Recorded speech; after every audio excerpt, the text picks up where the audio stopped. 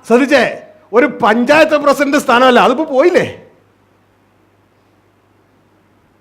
ഇതല്ല kingdom. M പിയോ M L എയോ ഒന്നുമല്ല, രാജാവ്. ഭരണത്തോട് ചേർന്ന രാജത്വം നിങ്ങൾക്ക് തരുവാൻ ഇവിടുത്തെ രാഷ്ട്രീയ സംഘടനകളല്ല, നിങ്ങളുടെ പിതാവ്. എവിടുത്തെ പിതാവ്? സ്വർഗസ്ഥനായ പിതാവ് തീരുമാനിച്ചിരിക്കുന്നു. ഇതാ സുവിശേഷം. ഇതാര് പറഞ്ഞ? യേശു പറയുന്ന സുവിശേഷം. Glory, hallelujah. ഇതുകൊണ്ടാ കർത്താവ് പറഞ്ഞേ, സ്വർഗരാജ്യം സമീപിച്ചിരിക്കുന്നു, മാനസാന്തരപ്പെടുവേൻ എന്ന് പറഞ്ഞ് രാജ്യത്തിന്റെ സുവിശേഷം എന്നാ. എന്നാ ദൈവത്തിന്റെ വചനം പറയുന്നു, the gospel of the kingdom. അപ്പൊ കിങ്ഡം, ഗോസ്പൽ എന്തിന്റെയാ? ഗോസ്പൽ ഓഫ് ദ കിങ്ഡം എന്ന് പറഞ്ഞാൽ എന്തുവാ? രാജ്യത്തിന്റെ അല്ല, രാജത്വത്തിന്റെ സുവിശേഷം. രാജത്വത്തിന്റെ സുവിശേഷമാ. അതെന്താ ഈ രാജ്യത്തിന്റെ സുവിശേഷം? രാജ്യത്തിന്റെ സുവിശേഷം ആളുകൾക്കൊന്നും മനസ്സിലായില്ല.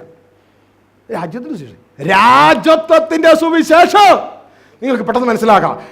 MBBS എന്ന് പറഞ്ഞാൽ ഡോക്ടറിന്റെ സുവിശേഷമാണ്. B എന്ന് പറഞ്ഞാൽ എഞ്ചിനീയറിന്റെ സുവിശേഷമാണ്. സുവിശേഷം വെച്ചാൽ നല്ല വാർത്ത.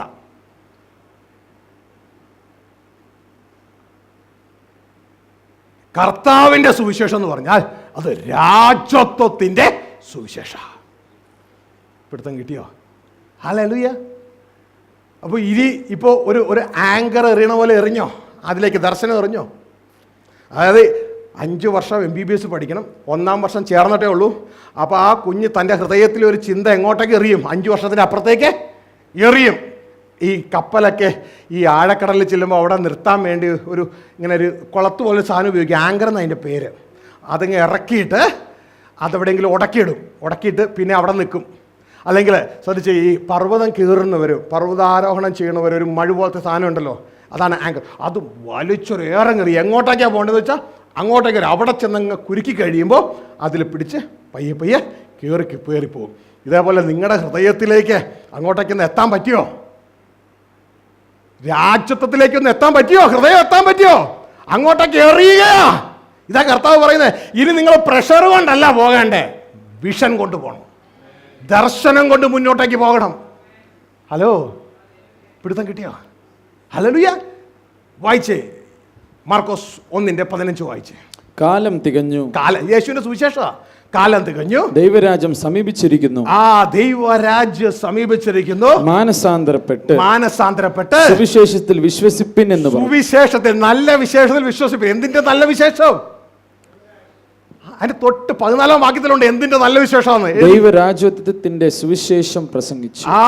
അവിടെ പറയുകയാണ്, ഇതാ ദൈവത്തിന്റെ രാജ്യത്വം, അതിന്റെ സുവിശേഷം പ്രസംഗിച്ചു. The gospel of the kingdom. Glory. Hallelujah. രാജത്വത്തിന്റെ നല്ല വിശേഷം പ്രസംഗിച്ചു. ഹല്ലേലൂയ. അപ്പോൾ പ്രിയരെ, ഇത് മറക്കരുത്. നോക്കിയേ, ഇനി ചിത്രത്തിലൂടെ പെട്ടെന്ന് കാര്യങ്ങൾക്ക് ഇവിടുത്തെ കിട്ടും. പെട്ടെന്ന് ഇതാ ചിത്രത്തിലൂടെ ഇവിടെ ഒരു മെയിൻ പിക്ചർ കൊടുത്തിട്ടുണ്ട്. ഈ ചിത്രം സ്ക്രീനിൽ കൊണ്ടുവരാം. പെട്ടെന്ന് നിങ്ങൾക്ക് ആ കാര്യം മനസ്സിലാക്കുവാനായിട്ട് ഇടയാകും. ഓ ലോർഡ്, ഐ ലവ് യു. ശ്രദ്ധിച്ചേ, ഇതാ കർത്താവ് എനിക്ക് എൻ്റെ ഹൃദയത്തിൽ തന്നൊരു ചിത്രം. ഞാൻ അത് ഇതുപോലെ പിക്ചർ രൂപത്തിലാക്കിയതാണ്. ഇതിന് ഭയങ്കര പ്രാധാന്യമുണ്ട് ഈ സംഭവത്തിന്. നിസ്സാര കാര്യമൊന്നുമല്ല ഇത്. ഇത് ഞാൻ നിങ്ങളുമായിരിക്കുന്ന ഭൂമിയാണ്. നിങ്ങൾക്കറിയാം, ഗ്ലോബിൻ്റെ ചിത്രമാണ്. ഈ കാണുന്നതാണ് ഇന്നത്തെ പഴയ ജെറുസലേം. ആ ഡോം ഓഫ് ദ റോക്ക് എല്ലാം അവിടെ ഉണ്ട്. ഇതാ ഈ കാണുന്നതാണ് പുതിയ ജെറുസലേം. ഈ പുതിയ ജെറുസലേം സ്വർഗത്തിൽ, വെളിപ്പാട് പുസ്തകം 21 വായിക്കുമ്പോൾ സ്വർഗത്തിൽ നിന്ന് ഇറങ്ങി വരുന്നത് കാണാം. ഭൂമിയിലേക്ക് ഇറങ്ങി വരും. എന്താണെന്ന് ചോദിച്ചാൽ അവിടെ എഴുതിയിരിക്കുന്നു, ഇതാ ദൈവത്തിൻ്റെ കൂടാരം മനുഷ്യരോടുകൂടെ. ഗ്ലോറി. ദൈവം അവരോട് കൂടെ വസിക്കും. അങ്ങനെ പുതിയ ജെറുസലേം ഇറങ്ങി വന്ന ആ ഗ്ലോബിൻ്റെ ചിത്രമാണ് ഈ കാണുന്നത്. ഇറങ്ങി വന്നിരിക്കുന്ന ഗ്ലോബിൻ്റെ ചിത്രം. ആ ഇറങ്ങി വന്ന ആ ഗ്ലോബിൻ്റെ ചിത്രത്തിൽ ഇതാ ഇങ്ങോട്ടേക്ക് ദൈവവചനം വെളിപ്പാട് 21 നമ്മൾ എടുത്ത് വായിക്കും. തുടർന്ന് വെളിപ്പാട് 21 ഇവിടെ അതിൻ്റെ ലാസ്റ്റ് ഭാഗങ്ങൾ എഴുതിയിരിക്കുന്നത് ഒരു അശുദ്ധനും, ആ ഭാഗം മാത്രം ഒന്ന് വായിച്ചാൽ 21 അവസാനം. കുഞ്ഞാടിന്റെ ജീവപുസ്തകത്തിൽ എഴുതിയിരിക്കുന്നവനല്ലാതെ അശുദ്ധമായത് യാതൊന്നും മ്ലേച്ഛതയും പോഷ്കും പ്രവർത്തിക്കുന്നവൻ ആരും അതിൽ കടക്കുകയില്ല. ആരും അതിൽ കടക്കത്തില്ല. അതിന്റെ 21 കൂടി വായിച്ചേ. പുതിയ യെരുശലേം എന്ന വിശുദ്ധ നഗരം, പുതിയ യെരുശലേം എന്ന വിശുദ്ധ നഗരം ഭർത്താവിനായി അലങ്കരിച്ചിട്ടുള്ള മണവാട്ടിയെ പോലെ ഒരുങ്ങി സ്വർഗത്തിൽ നിന്ന് ദൈവസന്നിധിയിൽ നിന്ന് തന്നെ ഇറങ്ങുന്നത് ഞാൻ കണ്ടു. അപ്പൊ പുതിയ യെരുശലേം ഇറങ്ങിയ, സ്വർഗത്തിൽ നിന്ന് ഇറങ്ങിയ ഇനി താഴേക്ക് അത് എന്താണ് കാണിക്കുന്നത്? സിംഹാസനത്തിൽ നിന്ന് ഒരു മഹാശബ്ദം പറയുന്നതായി ഞാൻ കേട്ടത്, ഇതാ മനുഷ്യരോട് കൂടെ ദൈവത്തിന്റെ കൂടാരം. എന്തുവാ സംഭവം? പുതിയ യെരുശലേം ഇറങ്ങാന്ന് വെച്ചാൽ മനുഷ്യരോട് കൂടെ ദൈവത്തിന്റെ കൂടാരം. നമ്മൾ നേരത്തെ വായിച്ചത് ഒരശുദ്ധനും അതിൽ കടക്കത്തില്ല. മനസ്സിലായോ? അപ്പോൾ ഇവിടെ ഒരശുദ്ധനും കടക്കാൻ പറ്റത്തില്ല. പക്ഷെ ഇന്ന് നമ്മൾ അവിടെയല്ല. ഹലോ, ഇന്ന് നമ്മൾ ഭൂമിയിലാണ്. ഈ ഭൂമിയിൽ കെടുന്ന ബീജത്താൽ ജനിച്ച് ജഡത്താൽ ജനിച്ചത് ജഡം, ആത്മാവാൽ ജനിച്ചത് ആത്മാവ്. കെടുന്ന ബീജത്താൽ ജനിച്ച് നമ്മളിന്ന് ഈ ഭൂമിയിലാണ്, മരിക്കേണ്ടവരാ, മരണത്തിൻ്റെ കീഴിലാണ്. ഇവിടെ നിന്ന് നമ്മൾ യോഗ്യത പ്രാപിച്ചെങ്കിൽ നമുക്ക് ഇതാ ദൈവത്തോടുകൂടിയുള്ള വാസം പുതിയ യെരുശലേമിൽ കിട്ടും. യോഗ്യത പ്രാപിക്കണം.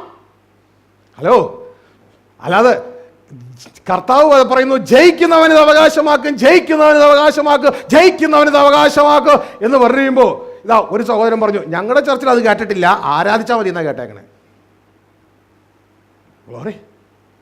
കർത്താവിൻ്റെ എല്ലാ പ്രസംഗത്തിലും ജയിക്കുന്നവൻ ജയിക്കുന്നവൻ ജയിക്കുന്നവൻ. അതുകൊണ്ട് ദൈവദാസന്മാരായ സഹോദരങ്ങളോട് ഒന്ന് പറഞ്ഞോട്ടെ, എൻ്റെയും നിങ്ങളുടെയും പ്രസംഗത്തിൽ ആ ജയം ഉണ്ടോ എന്നും ചെക്ക് ചെയ്തേക്കണേ. ആ ജയം ഇല്ലെങ്കിൽ നമ്മൾ കർത്താവിനെ അനുഗമിക്കുന്നവരല്ല, ലോകത്തെ അനുഗമിക്കുന്നവരാണ്. കർത്താവിൻ്റെ ഏതെങ്കിലും ഒരു പ്രസംഗം എടുത്തിട്ട് വെളിപ്പാട് 2, 3 ഏതെങ്കിലും ഒന്നിൽ ജയം ഇല്ലെങ്കിൽ നിങ്ങൾ പ്രസംഗിക്കേണ്ട. പക്ഷേ ജയം 7 പറഞ്ഞെങ്കിൽ 7 8 ഭാഗത്തും അർത്ഥം പറയാം ജയിക്കണം. ഗ്ലോറി. അതുകൊണ്ട് ശ്രദ്ധിക്കുക, ഇന്ന് ഈ ഭൂമിയിലായിരിക്കും നമ്മൾ ഇവിടുന്ന് ജയം പ്രാപിച്ച് ഇതാ ദൈവത്തോടെ പുതിയ യെരുശലേമിലേക്ക്. ഇതാണ് രാജഭവനം, രാജകൊട്ടാരം. അപ്പനും മക്കളും ഒരുമിച്ച് താമസിക്കുന്ന ദൈവത്തിൻ്റെ രാജ കുടുംബം. അതിൻ്റെ അർത്ഥം ദുബായ് ഷെയ്ഖും തൻ്റെ മക്കളും ഇതാ ദുബായിലെ തൻ്റെ പാലത്തിൽ താമസിച്ച് ദുബായ് നാട് വാഴുന്നത് പോലെ രാജാവായ നമ്മുടെ പിതാവും രാജാക്കന്മാരായ നമ്മളും ഇതാ പുതിയ യെരുശലേം എന്ന് പറയുന്ന നമ്മുടെ കൊട്ടാരത്തിൽ താമസിച്ച് ഈ ഭൂമിയെ വാഴും. നിത്യം നിത്യം നിത്യം. ഇതാണ് ഗുഡ് ന്യൂസ്. മനസ്സിലായോ? അതിന് ഇന്ന് ഈ ഭൂമിയിൽ മരിക്കുന്ന കെടുന്ന ബീജത്താൽ ജനിക്കപ്പെട്ട നമ്മൾ കെടാത്ത ബീജത്താൽ വീണ്ടും ജനിച്ച് ഇതാ ഈ നിത്യ സ്വർഗരാജ്യം നാം അവകാശമാക്കുവാൻ ഇടയാകണം. മനസ്സിലാവുന്നുണ്ടോ?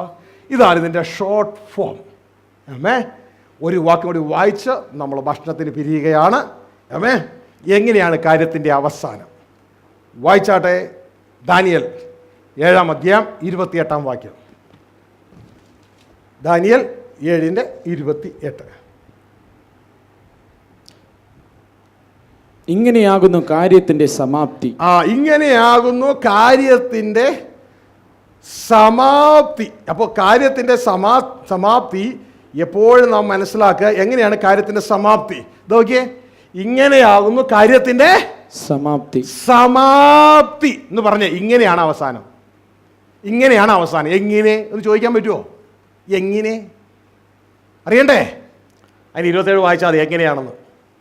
പിന്നെ രാജ്യത്വവും ആധിപത്യവും ആകാശത്തിന്റെ കീഴ് എല്ലായിടമുള്ള രാജ്യങ്ങളുടെ മഹത്വവും അത്യുന്നതന്റെ വിശുദ്ധന്മാരായ ജനത്തിന് ലഭിക്കും.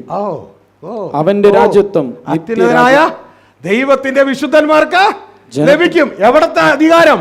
ആകാശത്തിന് കീഴിലുള്ള സകല അധികാരവും. ആകാശത്തിന്റെ കീഴിലേറെ സ്ഥലം പറ, ആകാശത്തിന്റെ കീഴിലേതാ? ഭൂമി. ഭൂമിയുടെ സകല അധികാരവും ദൈവത്തിന്റെ ജനത്തിന് ലഭിക്കും. താഴേക്ക്. അവന്റെ രാജ്യത്വം നിത്യരാജ്യത്വമാകുന്നു.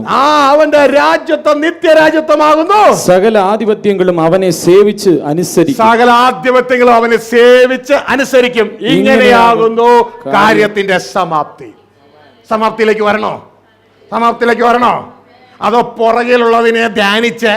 പൗലോസ് പറയുന്നു, ഞാൻ പുറകിലുള്ളതിനെ മറന്ന്, പുറകിലുള്ളതിനെ ധ്യാനിച്ച്, പുറകിലുള്ളതിന് വേണ്ടി ആരാധിച്ച്, പുറകിലുള്ളതിനെ കൊണ്ട് ചിന്തിച്ച്, പുറകിൽ വസിച്ച് അങ്ങനെ നിന്നാൽ മതിയോ? അതോ പുറകിലുള്ളതിനെ മറന്ന് മുൻപിലുള്ളതിനെ ലക്ഷ്യമാക്കി അങ്ങനെ പോണോ? Hello, glory. കുറേയൊക്കെ മാറ്റം വരാനില്ലേ? കുറേ മാറ്റം വരാനില്ലേ? ഗ്ലോറി. കെടുന്ന ബീജത്താലുള്ളത് അത് നമുക്ക് സെക്കൻഡറി ആയിത്തീരണം. കെടാത്ത ബീജത്താലുള്ളതോ പ്രൈമറി ആയിത്തീരണം. ഗ്ലോറി. ഹല്ലേലൂയ. ഇങ്ങനെയാ കാര്യത്തിന്റെ സമാപ്തി. വായിച്ച് വെളിപ്പാട് 22:5 കൂടി വായിച്ച്. Oh lord, I love you. Hallelujah. ഇനി രാത്രി ഉണ്ടാകുകയില്ല. ദൈവമായ കർത്താവ് അവരുടെ മേൽ പ്രകാശിക്കുന്നത് കൊണ്ട് വിളക്കിന്റെ വെളിച്ചമോ സൂര്യന്റെ വെളിച്ചമോ അവർക്ക് ആവശ്യമില്ല. അവർ എന്നേക്കും രാജാക്കന്മാരായി ഇരിക്കും. ഓ ഗ്ലോറി. അവർ എന്നേക്കും കൂലിക്കാരായിരിക്കും. അവരെന്നേക്കും ആരാധകരായിരിക്കും. അവരെന്നേക്കും ആരായിരിക്കും? രാജാക്കന്മാരായിരിക്കും. ബൈബിളിലെ അവസാന ചാപ്റ്റർ വെളിപ്പാട് 22. അത്യുന്നതന്റെ വിശുദ്ധ ജനം അവർ എന്നേക്കും രാജാവായി